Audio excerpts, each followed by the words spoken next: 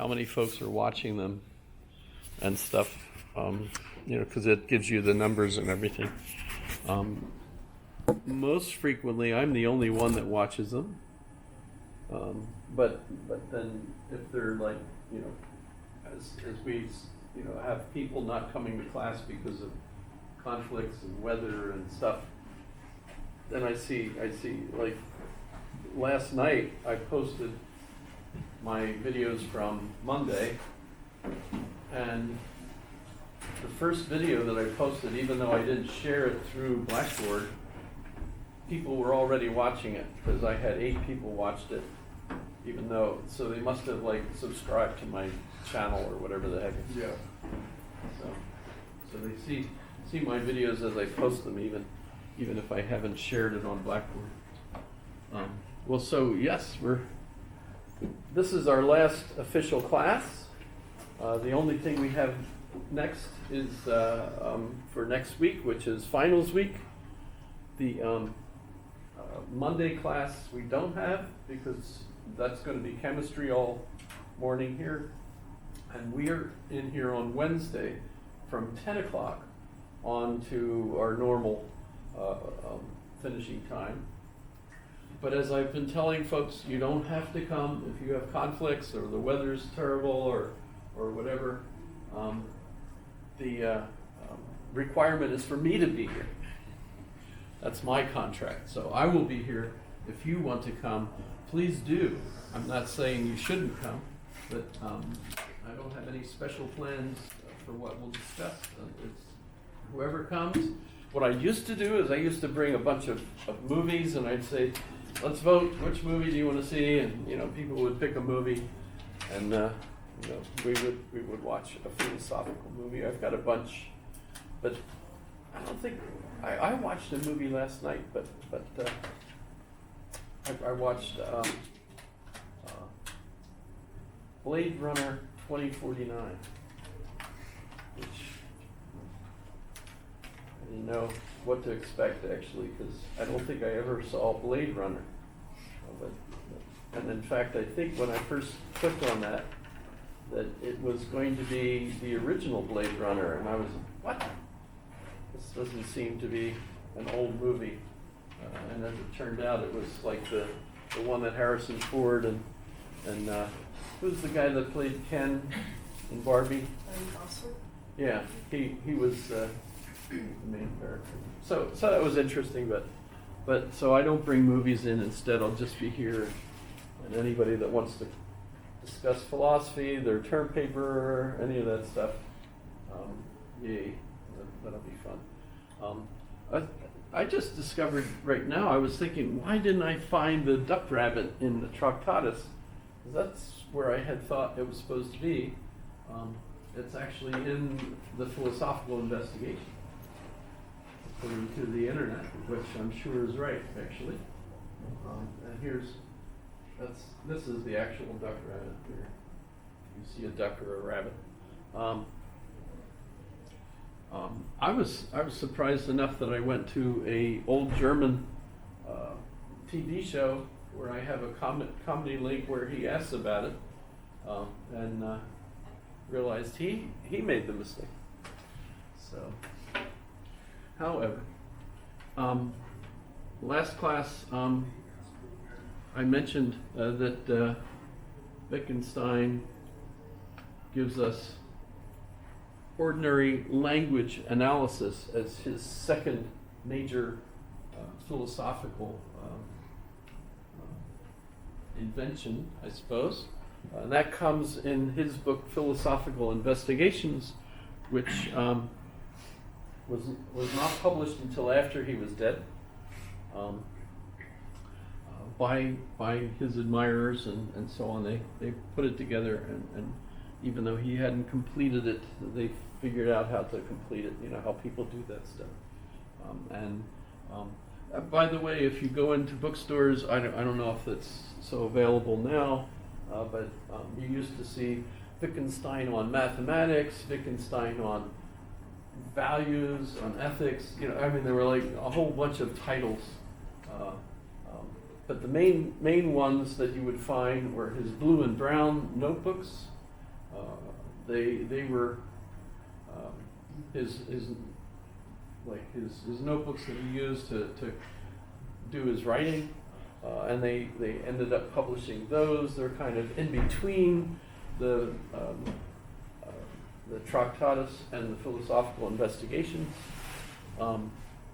He never intended to publish those, but if you go in and you see all these other books on, Wittgenstein on mathematics was one. I bought, of course, a bunch of them, but they're actually all taken out of the notebooks, so and rearranged. So it's like some editor decided, let's go through all of his works and pick out all the things he said about math and put that in a book on math, and stuff like that. So, and of course the thing today, I haven't looked for them, but I bet they're all online for free now anyway. So who reads physical books anymore? I'm not sure. Whenever I visit the library, I'm usually the only one there. That's, if you want to go someplace or you be alone and just read or study, I recommend the library because there's hardly anybody over there. There's lots of space. Just one person over there by the palm tree and another one over here, but Anybody been in the library? Good. Okay. Thank goodness. Still useful. Okay. So what is a language game? I mean, when he started Ordinary Language, remember he had become really a follower of John Dewey, and John Dewey's really a Hegelian, so what you end up with is a different way of looking at everything. It's kind of organic and complex, and so you end up with him realizing that, gosh, everything he said in the Tractatus was wrong, which, by the way, I would argue that no, he wasn't actually wrong. It was all very valuable stuff, and it's still valuable stuff. It's just that it's limited to a particular type of language use, and that's essentially really what a computer is doing. So if you're looking at mathematical language or what computer languages are doing, and those computer languages evolved out of Bertrand Russell's, Frege's projects, so you end up with all these different code languages. I've heard of things like, heck, when I was in the Army, we were using Unix, but you get B language. I don't know if that's still around, but you had DOS. You had all those different languages that people look. I don't know how many there are now. If you're studying coding, I guess there's maybe 20 or 30 major ones. I don't know. In any case, but their format, by the way, they might have different symbols for things, but the format is pretty much the same way. So if you're still looking at a basic statement, the statement would still pretty much be set up the same way, or more complex. So something I didn't mention is that you can take those basic 4 types of statements and make them more complex. You can add things to them. You can have multiple variables in the same statement. So if you're talking about things and their effect on other things, you can have variables for both of those, etc. So of course it can become much more complex, but it is still atomic in the sense that you could break those down to the essential statements that would be just those 4 types of statements. So we still essentially have that Aristotelian arrangement of how true or false statements work. They're categorical, and you're stuck, in those 4 types. I think I mentioned it is puzzling to me how we have lots of languages in the world, human languages, that don't use categories, don't have that set of arrangement. And I think officially in those languages you don't have such a thing as true or false. I don't know how that works. They might have something else to kind of replace that, but it's kind of a limitation associated with a Greek-based kind of language. And I'm pretty sure that computer languages are all based on that as well. So you would have to learn those kinds of languages if you're going to be part of modern technology, I suppose. But even though I think that is still a valuable part of our language analysis today, he realized that, we use language for lots of things besides the things that are true or false. We have all sorts of comments that we make about values and things that we love and meaning in life and all those kinds of things that essentially cannot be true or false. Narratives are neither true nor false. And yet you have individuals that point out that the most important meaning behind, say, an Aesop fable, it's not true or false. You don't have foxes talking with ravens or whatever the animals are. I mean, that doesn't happen, at least not in my world, as far as I know, right? I love cartoons and things where you see all kinds of animals talking. Disney is one of my favorites, right? And that's a whole Disney world full of creatures, although you get some Disney princesses as well, but you get the idea. Animals talk as far as kids are concerned, but what's the most important part of that stuff? The moral of the story, right? And when we look at the moral of the story by this approach to language, which can especially be associated with logical positivism. So logical positivism, especially associated with the Vienna Circle, which I mentioned, and Karl Popper also. And my favorite thing, and I mentioned it last class, was that their main theory was that the meaning of a word is its method of verification. So the meaning of a sentence is its method of verification. It's true or false. Well, how you figure out whether it's true or false, that is the meaning of that statement. But the fun thing about that is that you can't demonstrate that the meaning of a statement is its method of verification. So their whole endeavor was based on a simple, ridiculous mistake. All these apparently smart-looking Viennese people were wrong.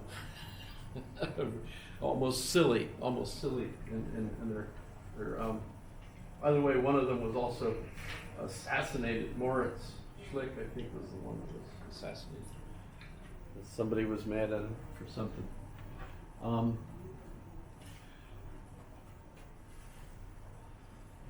So what is the meaning of a word? If we go to the pragmatists, like Charles Sanders Peirce, remember the whole point of pragmatism for him was meaning is the word's use in the language. So how do you use the word? And when we think about linguistics, what they ended up doing is going and listening to the environment, writing down all the sounds that people make and comparing them to the activities that the people are making and trying to figure out, okay, this sound means this behavior, right? So a very behavioral semiotic theory of meaning, right? That's still pretty much the way we think of meaning. You have to look at the ways that people use the word in a particular context, and from your analysis of their behavior, then you can figure out what the words or those expressions meant as a behavior for them. But Wittgenstein gives us some interesting vocabulary. The concept of a language game, for example. It's not meant to belittle language. It's not really a game in the sense of, well, as basketball or football or anything that in a sense could be thought of as fun.